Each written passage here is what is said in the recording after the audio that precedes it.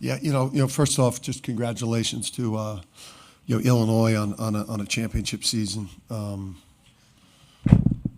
They're a tremendous team, and they're not going to win the national championship, but they had a championship season, winning the Big Ten tournament, and just had an awesome year. Obviously, not. I think we go into all these games, believing that it's going to be a 40-minute battle to the end.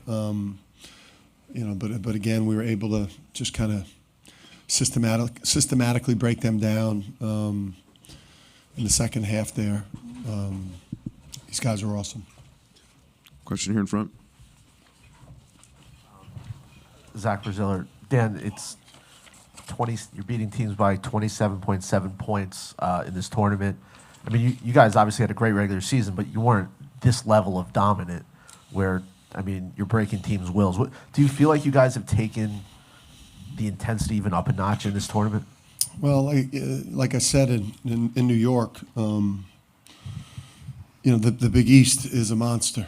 The Big East is a monster, and iron sharpens iron.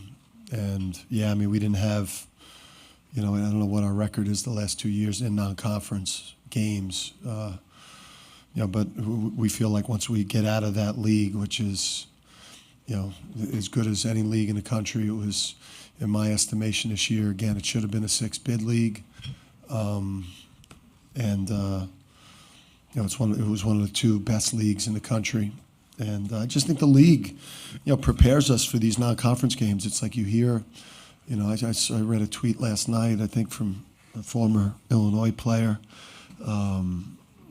Sean Harrington, or who's a good player, is a McDonald's All-American, one of the staff members, wanted to add a little more fuel to my fire, a little, something, UConn has not had to play against this physical a team, and they've never seen someone like Terrence Shannon, something along those lines, and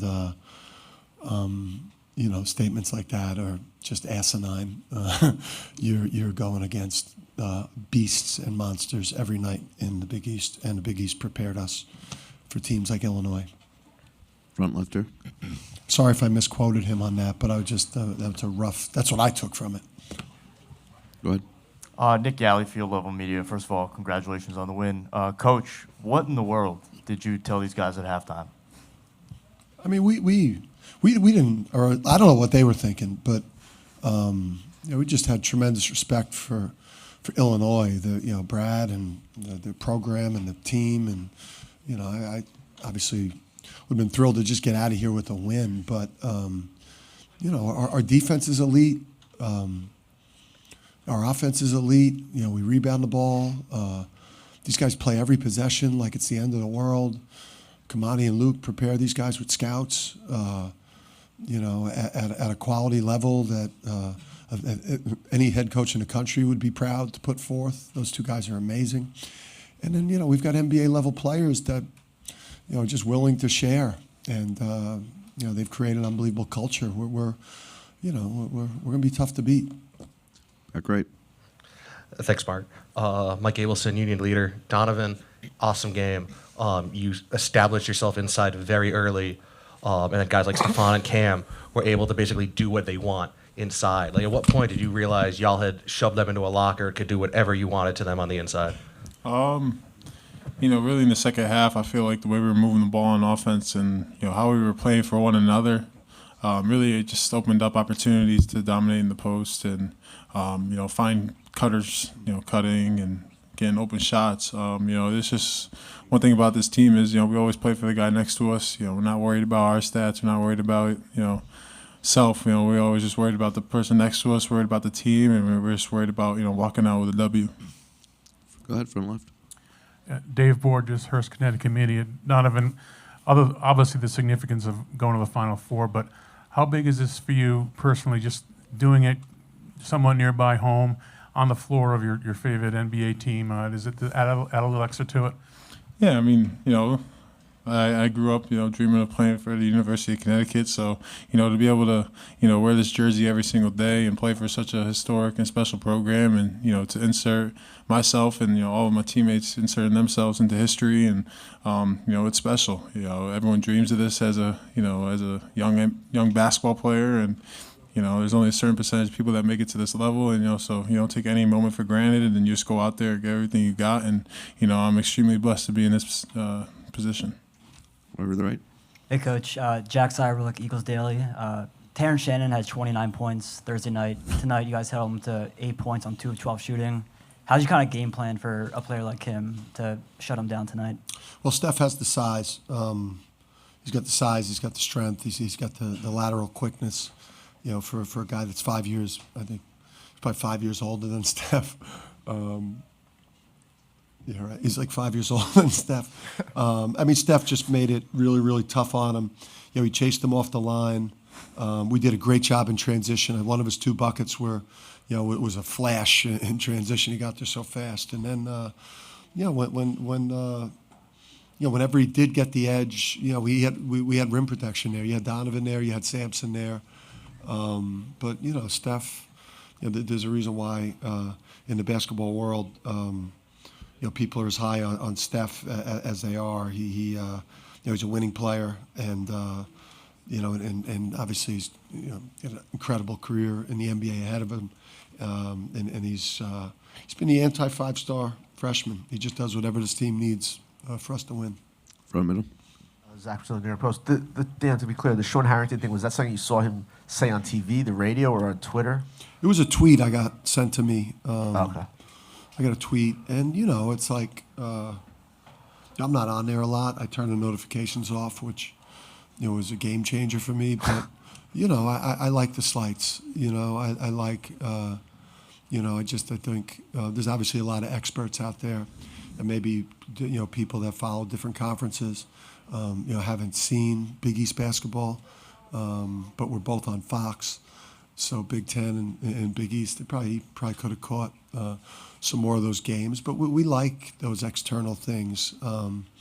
Again, we were picked closer to 4th than we were 3rd in the Big East preseason polls by the coaches. So we any external that you give us, we heard the things the players were saying on the lead up to this one, and as defending national champs and what we've done since last February and how we've played in this tournament, we feel like we've earned a certain level of respect from media and opposing players when they face us right now, because we've been that good. For any of the guys, did Coach kind of bring that up, that some of the slights and that you guys haven't faced a team that's physical like that? We play physicality every single day. The way we practice, the league we play in. But I think it was either the under 12 media or the under 8 media when Coach said, I think we were up 30, and Coach was like, remember what these guys were saying yesterday, and we gotta go put them away. So we would just motivate each other, playing for one another, and we're just. It's a group of guys that love each other and love being on the floor together. Front row. Patrick Tisha from Litchfield County Sports. Dan, just going back to that 30-0 run, from your perspective, did you even realize it was that high in the moment? No, you don't. I knew that Brad was burning through timeouts, and he did everything he could to stop the momentum. But it was. And we didn't even shoot good. We missed. We went 3 for 17 from 3, and. We've obviously got to get that together, but the stops, the transition efficiency, anytime that we weren't efficient in transition, these guys playing against that smaller lineup, Tristan, all the guards knew that the ball needed to go to Donovan tonight, and that's the beauty of the team. But it was a special level of basketball that we were playing. Over to the left. Justin Turpin, WEI.com. Dan, when late in the second half, like the 3:33 mark or whatever, after that timeout, you walked out to midcourt and were yelling something towards the crowd. Can you take us through that moment and just how you were feeling there and what you said? Yeah, I finally felt safe. You see enough games, man, and it's like, I'm always concerned that something bad could happen, but we've defied the odds this year. just with past champions and losing everything that we lost from last year's team and having this giant target that we've carried the entire year, the UConn target, plus the defending national champs target.